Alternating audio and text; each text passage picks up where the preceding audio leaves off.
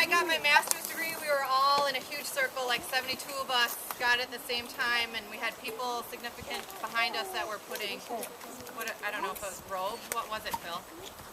Pudding? Something, whatever. And I looked across to my friend and I wanted to tell her that I love her in sign language, and I looked over at her and I went like this, and she kind of turned her head like, and so I went like this. And she smiled and just kind of dismissed me, and then afterwards she's like, "What are you sorry about?" And I'm really sorry. It's kind of going like this, so I'm doing this to all of you.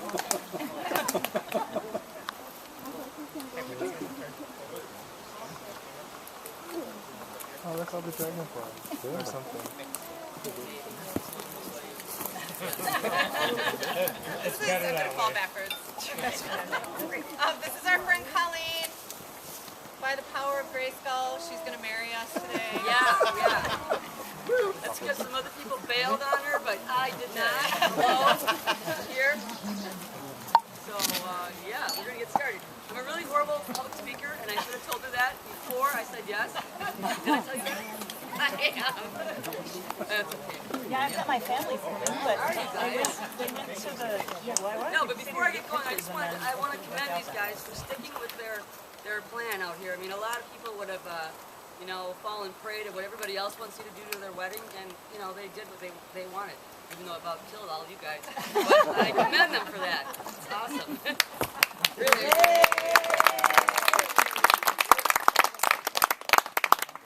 Let's get started.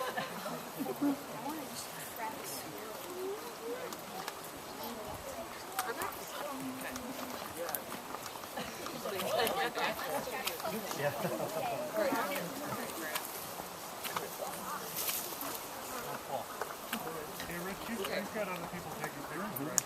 Yeah. That's why we love you. It's okay. I'm going to try to speak loud enough. I just got over a cold and a little laryngitis, but so hopefully you can hear me. If you can't, just drive on. I'm not going to repeat it. Dearly beloved, we are gathered here today to get through this thing called life. Chrissie wanted me to put that in there. Friends and family, with great affection for Chrissie and Rich, we have hiked here together to witness and bless their union in marriage. To this sacred moment, they bring the fullness of their hearts as a treasure and a gift from God to share with one another. They bring the dreams that which bind them together in an eternal commitment. They bring their gifts and talents and their unique personalities and spirits. We rejoice with them in thankfulness to the universe for creating this union of hearts, built on friendship, respect, and love.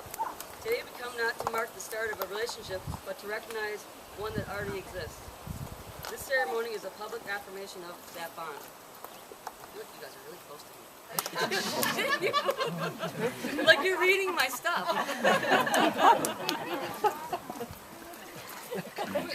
Who supports this couple in their marriage?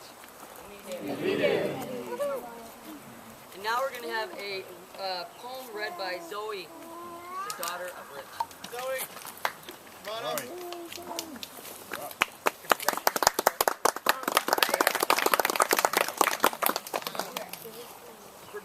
It's Woods by Craig and Nadine Blackwell. Spend time in this intimate, sheltering place. Listen to the sounds that surround you. Look deep into the forest. The longer you gaze, the more you will see, and the more your desire to find other hidden treasures will grow.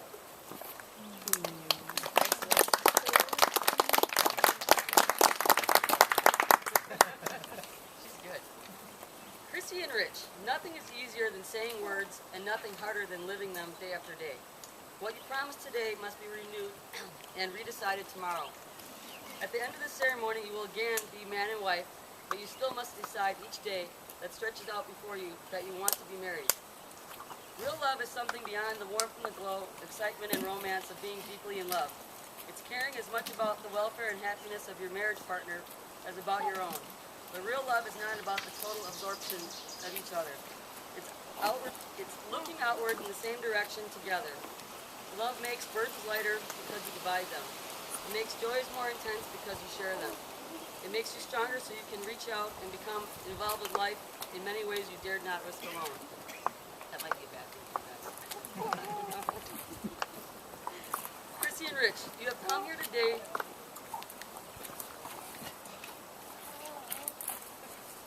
It's okay. It's okay. Gives me a little break.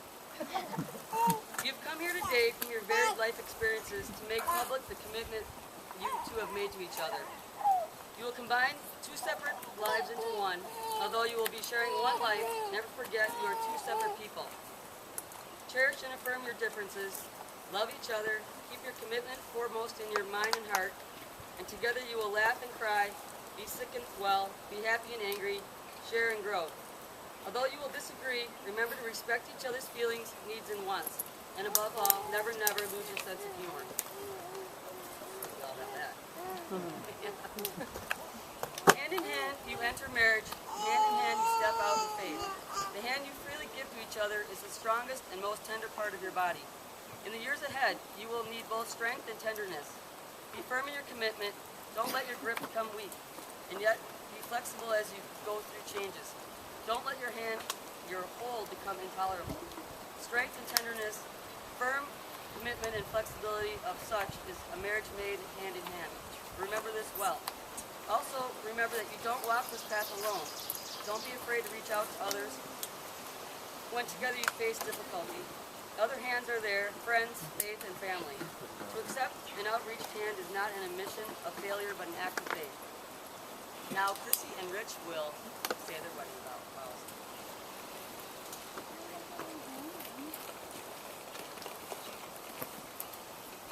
I'm already weepy. I just looked at you guys and I start crying.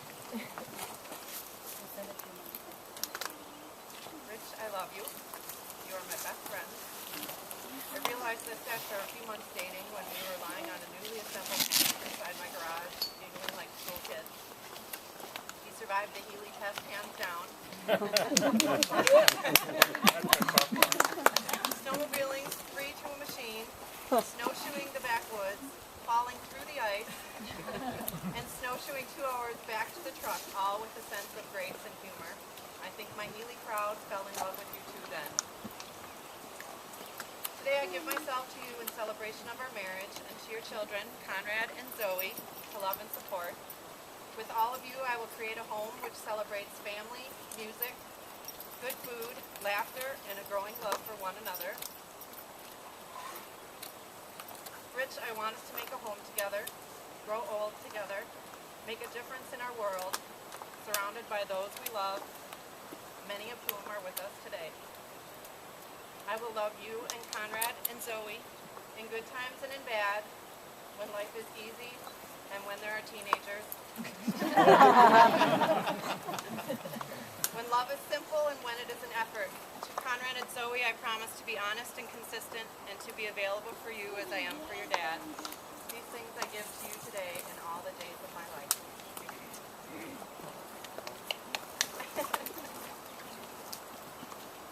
I'm really sweating because of the sun.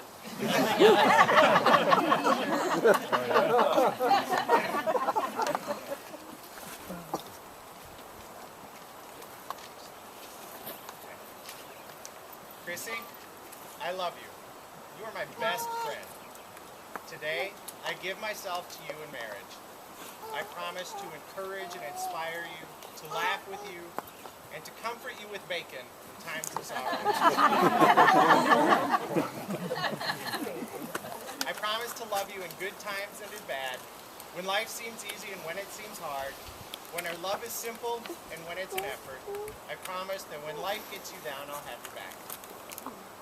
I welcome you into this marriage with an instant family. I promise to work with you as a partner as we help Conrad and Zoe grow into responsible, conscientious adults. And we will always do this with love. Today, these things I give to you and the rest of the days of my life.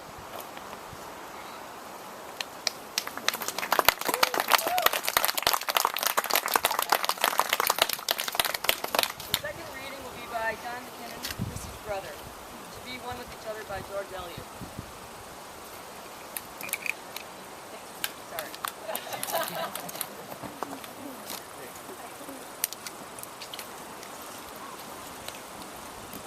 I'm Don McKinnon, the third and greatest of the McKinnon children. Heather, Chrissie, noble effort.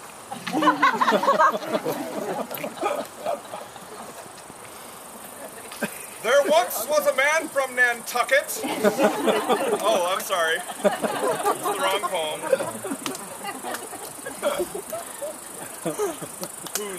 Was so... Sorry. To be one with each other by George Eliot.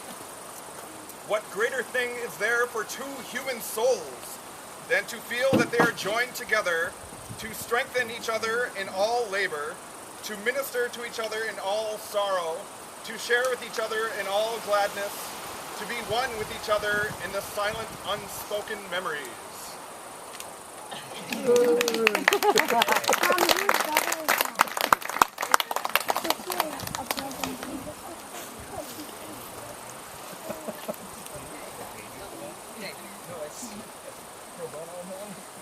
We are going to now exchange the rings. The wedding ring is a symbol of eternity. It is an outward sign of an inward bond.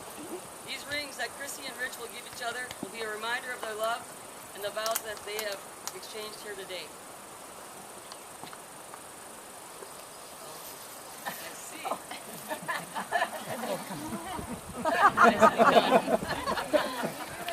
What? Yeah, do it again. Do it again. And then go like this.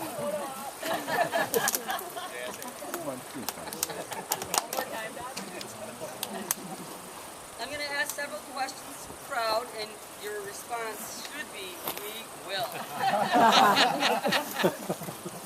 Will you, who are all present here today, surround this couple in love, offering them joys of your friendship? We will. Will you support this couple in their relationship at times of conflict? No, wait a minute, back up. Will you support this couple in their relationship? We will. Will you support...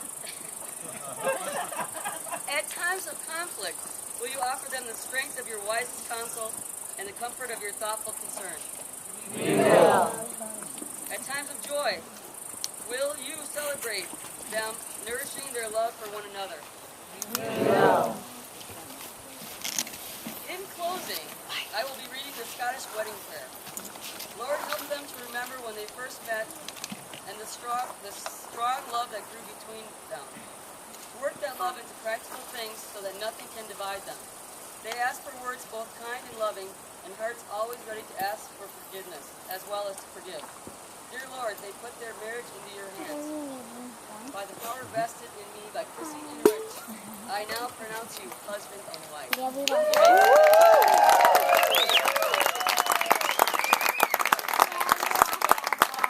They seal the covenant with a kiss.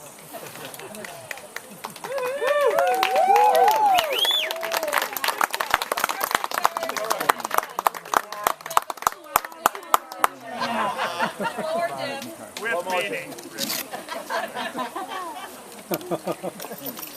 I now present you the newly remarried couple, Chrissie and Rich.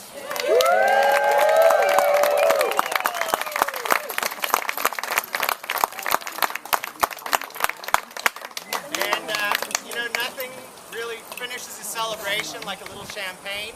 That's gone already. It's gone. Bottles of Prosecco that have been